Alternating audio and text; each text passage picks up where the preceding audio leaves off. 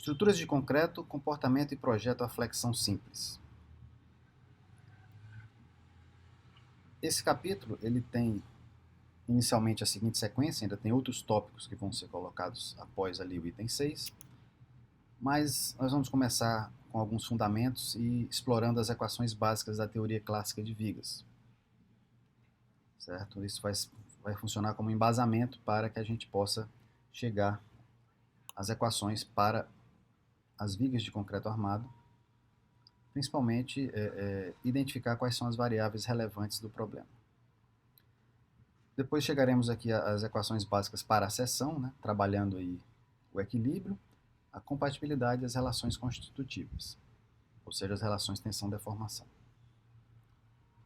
Na etapa posterior, nós vamos ver o cálculo de esforços numa seção qualquer de concreto armado, submetida à flexão simples. Na verdade, esse algoritmo vai funcionar também para flexo-compressão reta. É um algoritmo numérico. E nós vamos apresentar como é que se poderia desenvolver um algoritmo numérico para calcular os esforços de uma seção transversal qualquer. Em seguida, nós vamos falar aqui das relações momento-curvatura, que, embora não sejam comumente usadas no dia a dia, elas fornecem informações importantes e relevantes a respeito do comportamento das seções de concreto armado na flexão simples. As relações momento-curvatura permitem você visualizar como é que é a rigidez, como é que é o momento último, como é que é o momento de fissuração de uma seção transversal na flexão simples. E no item 6, a gente passa para a análise do comportamento em serviço. A gente vai do geral para o particular com o objetivo de ver algumas expressões simplificadas para o cálculo da rigidez de seções transversais em concreto armado, que permita você fazer procedimentos simplificados para avaliação, por exemplo, de deslocamentos. Em seguida, a gente vai discutir a questão da inércia das vigas, como é que é a variação de inércia de vigas ao longo do eixo, para que a gente possa introduzir algumas fórmulas aproximadas e chegar no final a um algoritmo de cálculo de flechas, né, de análise em serviço de vigas de concreto armado. Bom, fazendo aqui uma revisão da teoria clássica de vigas, uma viga evidentemente é um problema tridimensional, uma estrutura tridimensional, e quando você fala em teoria clássica de vigas, isso consiste em você reduzir o problema tridimensional a um problema bidimensional ou mesmo unidimensional. Ou seja, você faz uma simplificação. A teoria de vigas nada mais é do que uma simplificação do comportamento de um elemento estrutural. Na chamada teoria clássica de vigas, a gente usa como hipótese central de que as seções inicialmente planas e normais ao eixo deformado permanecem planas e normais ao eixo após a deformação. Estamos visualizando aqui embaixo o eixo, né, da viga antes da deformação e aqui em cima o eixo após a deformação, a viga após a deformação. E a gente pode identificar, né, que o comportamento de viga se caracteriza pelo movimento rígido da sua seção transversal. Como eu estou especificando que a seção transversal permanece reta e plana, ela só pode se deslocar horizontalmente, verticalmente e sofrer uma rotação. Ou seja, a gente restringe, né, os movimentos, né, a cinemática da viga é uma cinemática restrita, para que a gente possa poder simplificar o problema e basicamente escrever tudo em função de x. Ok? Então eu tenho aqui a seção transversal indeformada antes do deslocamento e aqui após o deslocamento. A gente vê que ela sofre uma translação que eu chamei de U0, a translação de todos os seus pontos. Ela sofre uma translação vertical que eu chamei aqui de V0, que é o deslocamento vertical do eixo, e uma rotação de um ângulo θ. Ok? Então esse é o ponto em vermelho aqui, é o que a gente vai analisar para deduzir o campo de deslocamentos.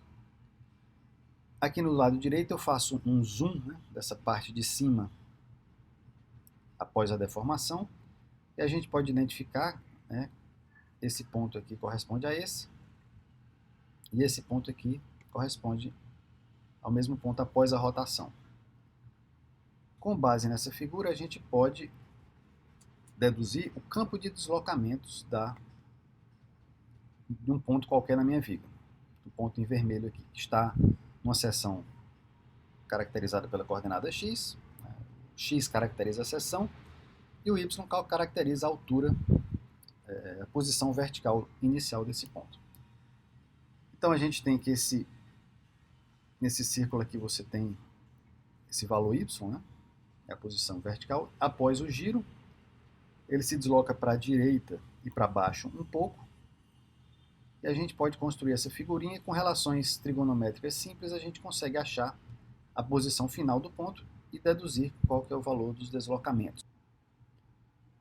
Matematicamente, nós podemos caracterizar o campo de deslocamentos daquele ponto, na figura anterior, a partir do seu deslocamento horizontal, vai ser U de xy, vai ser aquela translação horizontal original menos o que ele anda para a esquerda, né? Eu tinha falado direita antes, mas é para a esquerda, que é igual a y, a altura dele, vezes o seno daquele ângulo de rotação.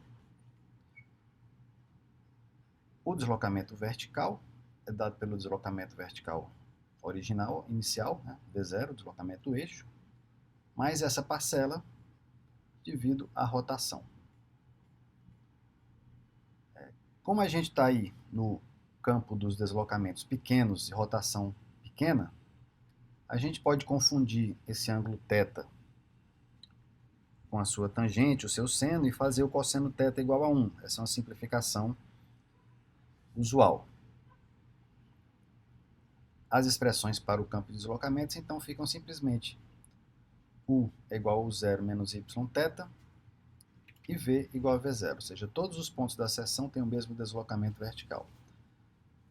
Em relação ao deslocamento horizontal, ele vai variando proporcionalmente à distância y ao eixo neutro, ao eixo da viga.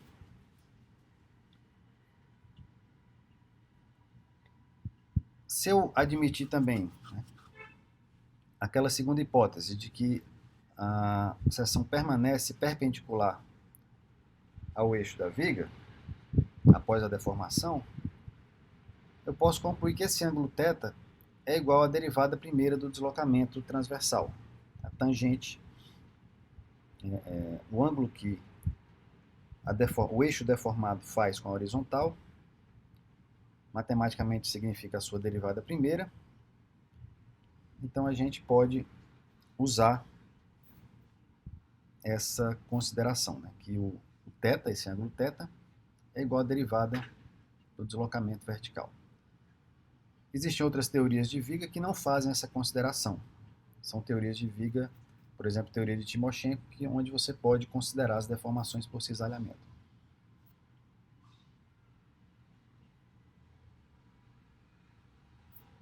A partir do campo de deslocamentos, a gente pode calcular as deformações, usando as expressões clássicas de cálculo de deformação, como derivadas dos deslocamentos. Então, a deformação axial, eu estou num problema em x e y, um problema plano por enquanto, e eu posso calcular três componentes de deformação. Deformação axial em x, que é a derivada parcial de u em relação a x.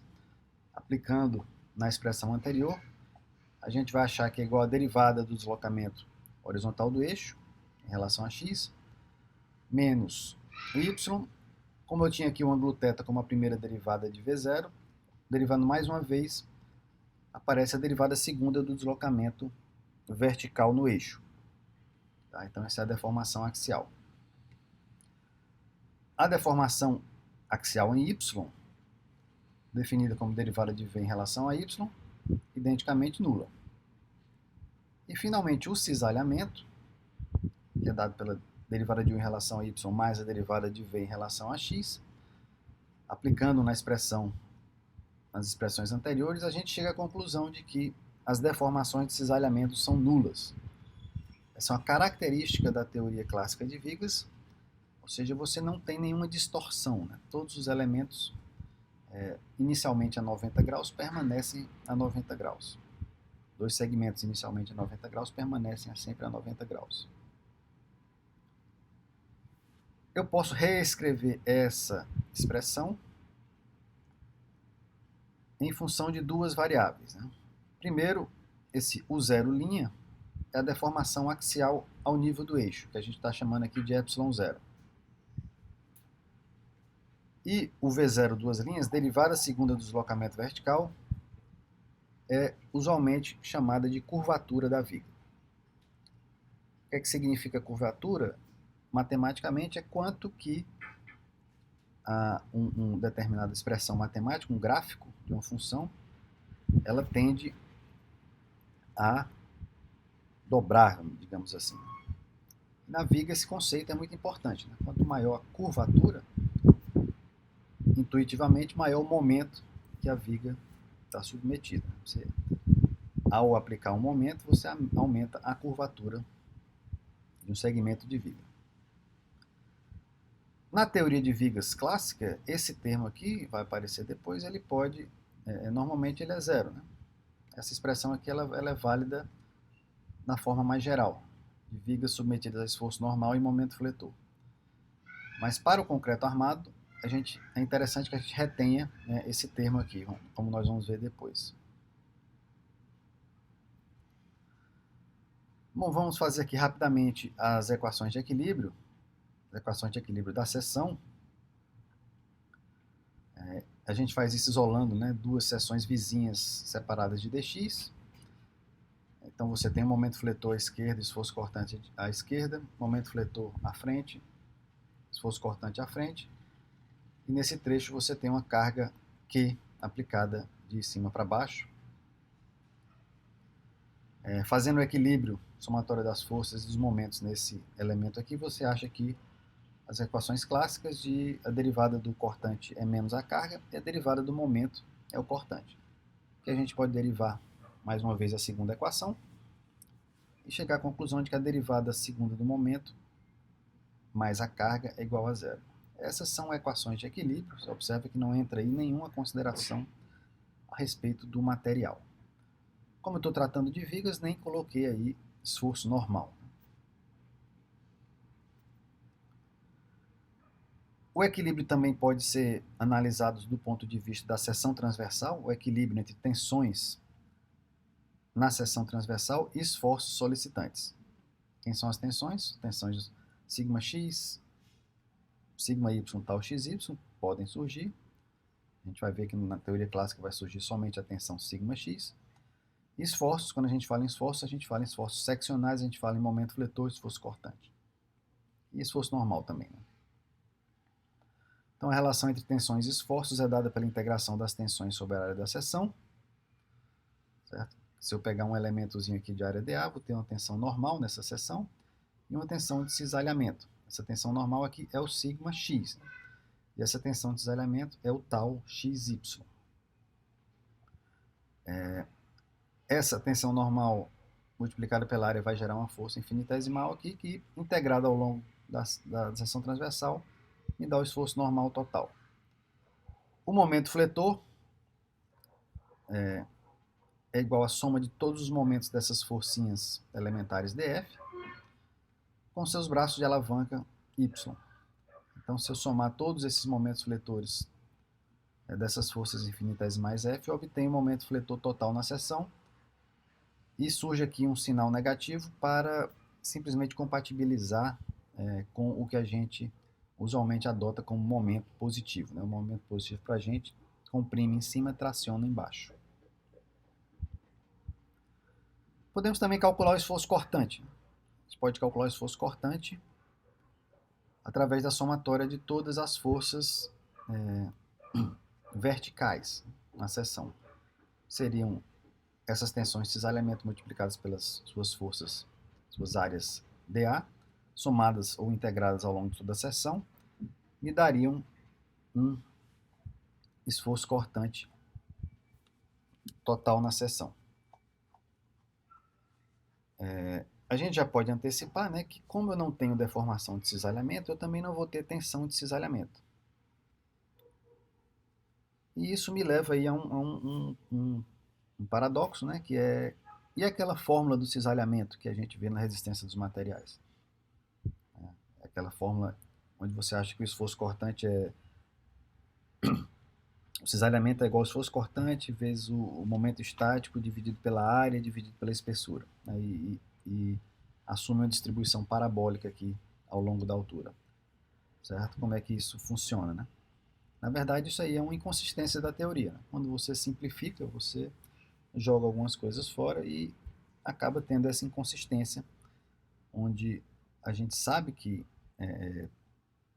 na flexão simples eu tenho, né, o esforço cortante, apesar da gente considerar que não tem a deformação por cisalhamento. Não teria uma tensão sem ter uma deformação correspondente. Né? A única relação constitutiva, como nós vimos que só tem uma deformação, eu só preciso de uma relação, né? E essa vai ser a lei de Hooke usual. Tensão igual a E vezes Epsilon. Eu posso substituir essa tensão na expressão do esforço normal, né? A integral de sigma x dA. O epsilon o sigma é E vezes Epsilon, o epsilon dado pela deformação no eixo menos y vezes a curvatura. Então, acho essa expressão aqui para o esforço normal. EA vezes ε0, essa deformação axial no eixo, menos o ES vezes a curvatura. Esse S que apareceu aqui é o que está aqui embaixo, o momento estático da seção transversal.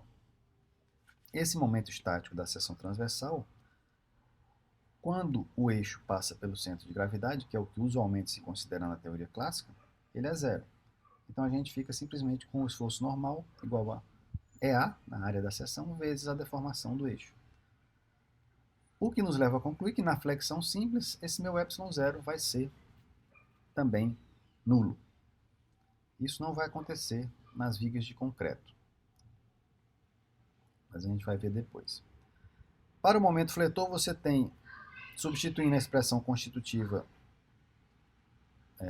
na tensão, né, a expressão do momento, né, a gente vai ter y vezes a tensão, então substituindo a deformação que é E vezes ε0 menos y, e integrando ao longo da área, a gente acha menos E S vezes ε0, mais o EI vezes a curvatura. Da mesma forma, como nós temos os eixos centroidais, a gente considera que essa integral é nula, de tal forma que eu vou achar que o momento é igual a EI vezes a curvatura. Aqui tá, não seria o EA, não, é o EI. Vou corrigir o material, mas por enquanto aqui, né, essa expressão é momento é igual a EI vezes a curvatura. Esse EI é o que a gente chama de rigidez da seção. Melhor ficar aqui.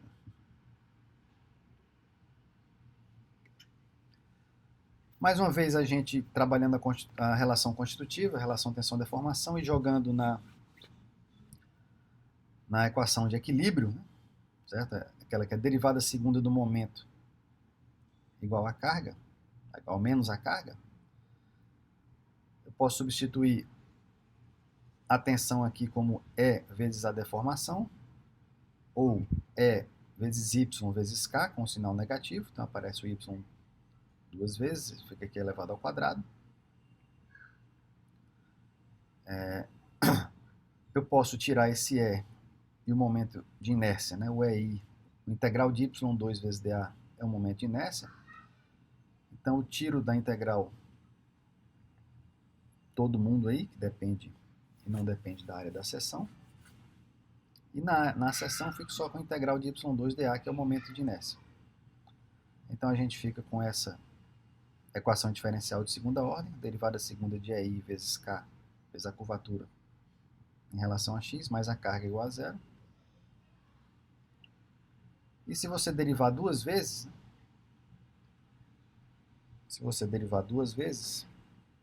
aliás não, como esse K é a derivada segunda do deslocamento, né, a curvatura é a derivada segunda do deslocamento, a gente acha essa equação diferencial de quarta ordem, que é a conhecida equação diferencial da elástica. Então, quando a gente resolve problemas de teoria clássica de vigas através da resolução da equação diferencial, a gente pode trabalhar com essa equação aqui, né? Lembrando que isso aqui é o momento, ou seja, a derivada segundo do momento é menos a carga, ou a derivada quarta da carga, a derivada quarta do deslocamento, multiplicada por aí, é menos a carga. São essas as duas formas mais usuais de trabalhar com a equação diferencial das vigas. Nessa daqui, onde isso aqui é o momento, você precisa conhecer a distribuição do momento a priori. Equação diferencial de segunda ordem, portanto, mais simples de resolver. Essa daqui é a mais geral, equação diferencial de quarta ordem. Você pode usar para resolver qualquer tipo de problema, enquanto que essa você precisa conhecer a distribuição do momento, ou seja, você precisa que a viga seja isostática. Essa daqui, né, é a mais geral, é a chamada equação da linha elástica, que é o que você usa, né, para achar os deslocamentos, né, o campo de deslocamentos numa viga. A partir do campo de deslocamentos você pode calcular qualquer outra grandeza. Então, a teoria clássica de vigas ela tem como objetivo justamente você resolver, né, transformar esse problema num problema que as grandezas dependem somente de x. Conhecidas aí as expressões para a teoria clássica de vigas, a gente passa a começar a analisar o que é que eu posso aproveitar, né, da teoria de vigas quando eu for analisar as vigas de concreto armado.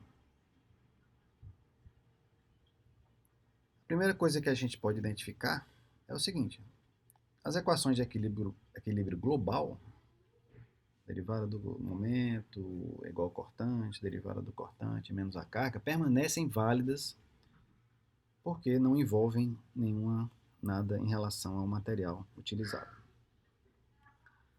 Outra hipótese que é classicamente adotada é que eu continuo tendo seções planas. Quando eu tenho seções planas, eu tenho uma distribuição linear de deformações ao longo da altura da seção. Para eu definir uma distribuição linear, ou seja, uma reta, eu preciso simplesmente de dois parâmetros. Então, quando eu tenho uma seção transversal, se eu quiser caracterizar a distribuição de deformações ao longo da altura da seção transversal, basta que eu informe dois parâmetros. Isso aí a gente vai discutir bastante nos próximos itens.